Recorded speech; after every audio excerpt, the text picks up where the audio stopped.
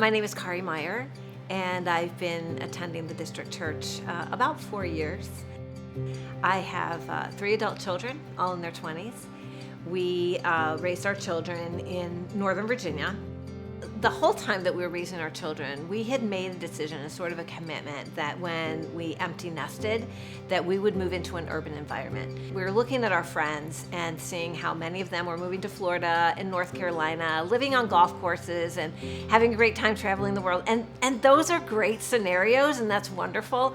And that's not the life we wanted. We wanted very much to be a part of the mix of a diverse community and live in proximity with those who were different than us, living among a younger generation, to learn from those generations and also possibly to provide mentoring and support. I was volunteering at Samaritan Inns, which is one of our ministry partners here in the city, and it's a ministry that helps women coming out of homelessness and addiction. And at one point I told the women that I was going to be moving into DC, and the women said, "Oh, if you're moving into DC, you have to meet Pastor Aaron." They said, "He comes and worships with us every week, and we think you would like him. We think that you would just fit so beautifully in what he's doing." So I went and checked out the district church, and it was fantastic. I remember calling my husband right after I attended, and I said, "Honey, I think I found the church that we should attend when we move into the district." So the district church was very much a part of being in alignment with what we believed our call was. Very sadly, a year and a half into living in DC, I lost my husband. Tragically and unexpectedly, his carotid artery failed with no medical explanation, and I lost him very quickly. And the district church was specifically helpful because I had met Amy and Aaron, and we had a wonderful small group. And Amy and Aaron and Pastor Kevin walked with my family during those 18 days when we lost Paul. And it was really the anchors. They were the anchors that we needed. There was a tremendous amount of loss. This notion that our marriage together would be part of living and serving in an urban community.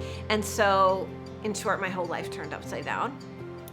We had a calling for our marriage, and now what's God's call on my life? I felt like God was saying, I brought you to this place, and I want you to plant your garden here. And so I started with my immediate circle. And even though I was in the midst of grief, I moved to a new small group that was a little bit closer to where I was living.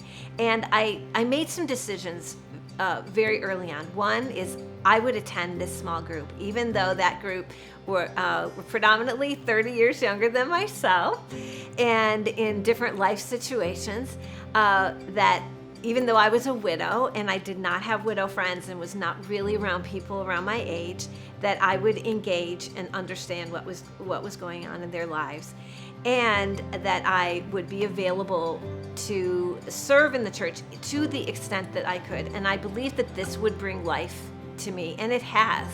I'm going to take my tears, I'm going to take my story, I'm going to be unfiltered in this small group. And I believe that decision has just been a huge blessing for me. I hope it's been a blessing for my small group. It's easy for us to defer to what's comfortable and relaxing.